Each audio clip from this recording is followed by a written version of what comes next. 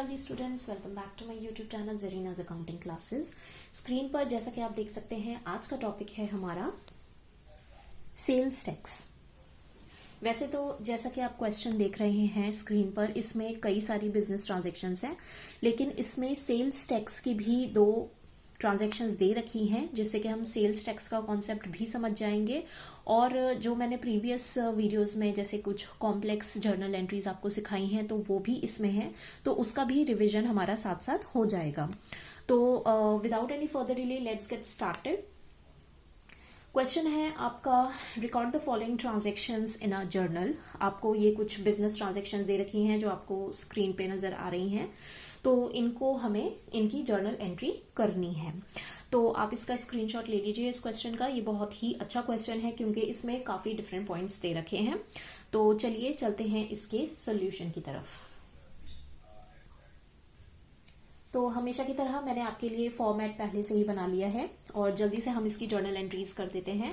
पहला जो business transaction हमें दे रखा है वो है goods worth ₹500 given as charity. Charity के तौर पर 500 के गुड्स जो हैं वो दिए गए हैं। तो ये सारी कॉम्प्लेक्स जर्नल एंट्रीज की एक्सप्लेनेशन मैं आपको प्रीवियस वीडियो में दे चुकी हूं। आप चाहें तो उसको चेकआउट कर सकते हैं, लिंक मैं आपको डिस्क्रिप्शन बॉक्स में दे दूंगी। अभी हम जर्नल एंट्री करते हैं कि अगर गुड्स एज चैरिटी दे दिए जाएं तो उसकी एंट्री क्या होती है। उसकी एंट्री होती है नंबर 1, क्योंकि इस क्वेश्चन में डेट नहीं दे रखी है,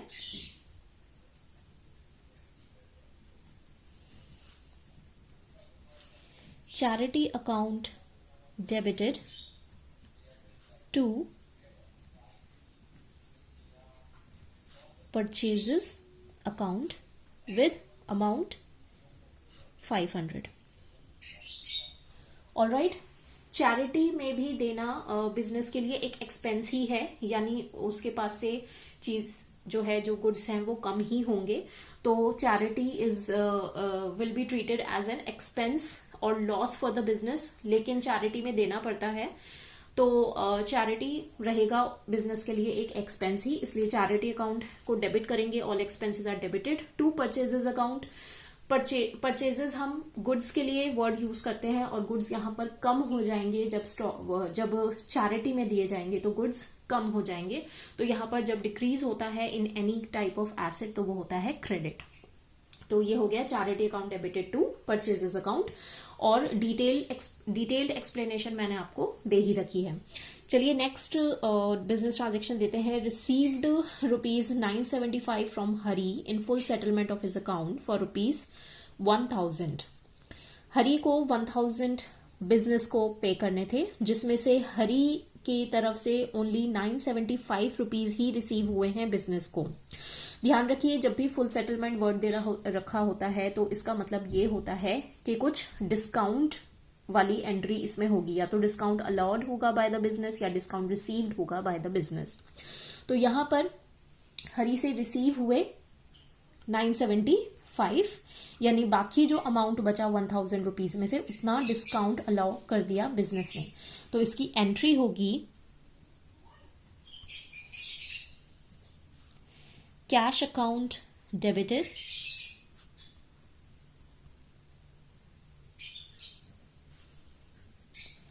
discount allowed account debited to Hari. Alright, अब देखिए अमाउंट कितना कितना आएगा।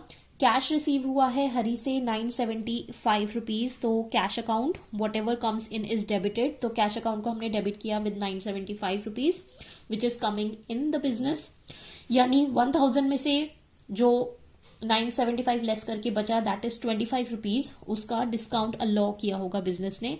Again discount allowed is an expense for the business, so it should be debited ₹25, and Hari account को टोटली हम 1000 से क्रेडिट करेंगे। ऑलराइट, चलिए नेक्स्ट देखते हैं। Paid rent in advance ₹1000। इसकी भी मैंने बताई थी, जब भी प्रीपेड रेंट हो या कोई भी प्रीपेड एक्सपेंस हो तो उसकी एंट्री होती है prepaid rent account debited why? Because this is an expense for the business. 2, cash account भी कर सकते हैं, रेंट अकाउंट भी कर सकते हैं। 2 कैश अकाउंट हमने यहां पर किया है, दोनों ही आपके सही होंगे। मैंने जर्नल एंट्री में आपको बताया था prepaid rent account to rent account बताया था, तो वो भी ठीक है। और अगर आप कैश लिख देते हो तो वो भी ठीक है, ये ज्यादा इजी है क्योंकि कैश जो है वो जा रहा है और प्रीपेड रेंट जो है बिजनेस के लिए एक एसेट है, तो इंक्रीज इन एसेट हो रहा है। ठीक है, इंक्रीज इन एसेट हो रहा है प्रीपेड रेंट, तो डेबिट होगा, कैश जाएगा 1000 रुपीज।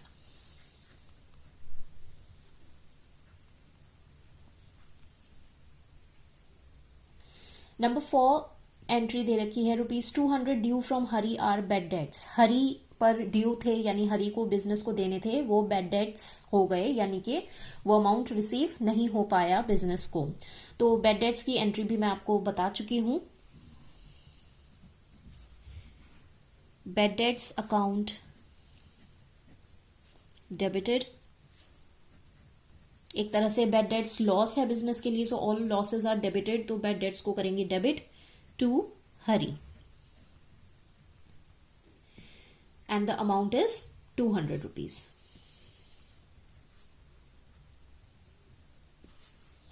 ऑलराइट, नेक्स्ट देखिए, goods worth ₹500 were used by the proprietor for domestic use. तो जहां पर भी डोमेस्टिक यूज या पर्सनल यूज वर्ड आ जाता है तो वहां पर हो जाती हैं ड्रॉइंग्स। तो ड्रॉइंग्स की एंट्री भी मैंने आपको बता रखी है। ड्रॉइंग्स की एंट्री होती है ड्रॉइंग्स अकाउंट डेबिटेड,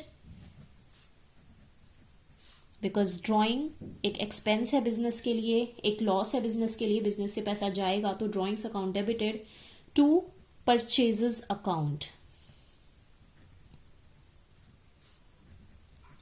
अब देखिए यहां पर परचेजेस अकाउंट क्यों आया है, क्योंकि डोमेस्टिक यूज के लिए कैश नहीं निकाला गया है बिजनेस से, गुड्स निकाले गए हैं। गुड्स वर्थ ₹500 यूज किए गए हैं फॉर द पर्सनल यूज, तो गुड्स के लिए हम हमेशा परचेजेस अकाउंट लिखते हैं। तो what is going out, goods are going out. ठीक है, बिजनेस से गुड्स बाहर जा रहे हैं, तो what ever goes out is credited, whatever comes in is debited and whatever goes out is credited. Drawings account is an expense for the business, so drawings account debited to purchases account credit. All right, amount is 500 rupees.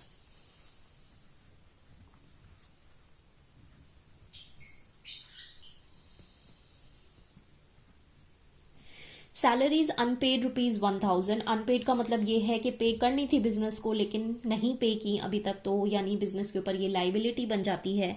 तो outstanding salary या outstanding किसी भी expense के लिए हम क्या entry करते हैं वो मैं आपको बता चुकी हूं। यहां पर सैलरी है तो सैलरीज अकाउंट डेबिट होगा, बिकॉज सैलरी देना is an expense for the business. To outstanding salaries.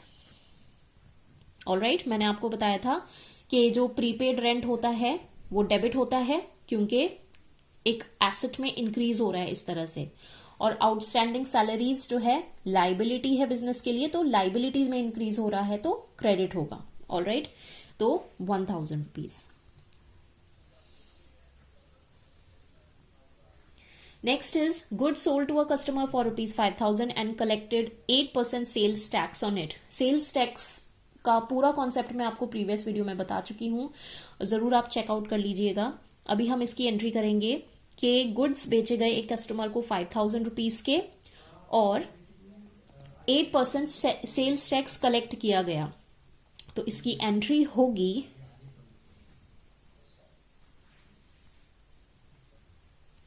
Cash account debited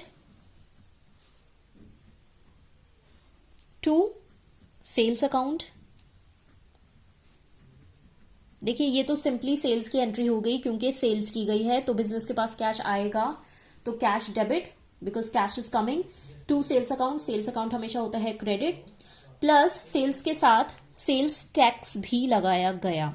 तो यहां पर जब कोई बिजनेसमैन, कोई शॉपकीपर सेल्स टैक्स चार्ज कर रहा है तो उसके लिए वो इनकम हो जाती है, तो ऑल इनकम्स आर क्रेडिटेड, इसलिए सेल्स टैक्स को यहां पर हम कर देंगे क्रेडिट।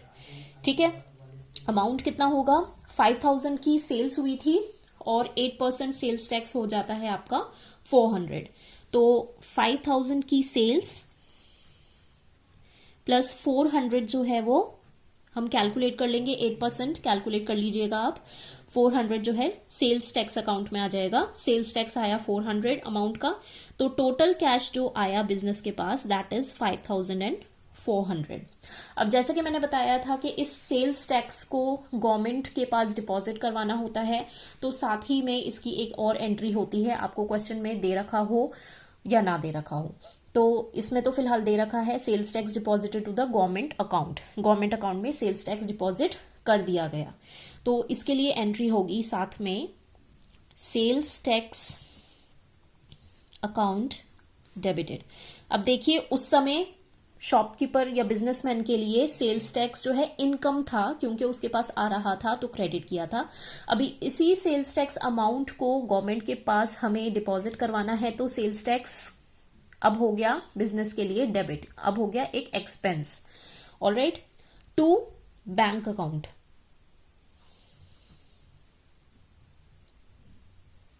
बैंक अकाउंट लिख सकते हैं, कैश अकाउंट लिख सकते हैं, कुछ भी लिख सकते हैं, ठीक है।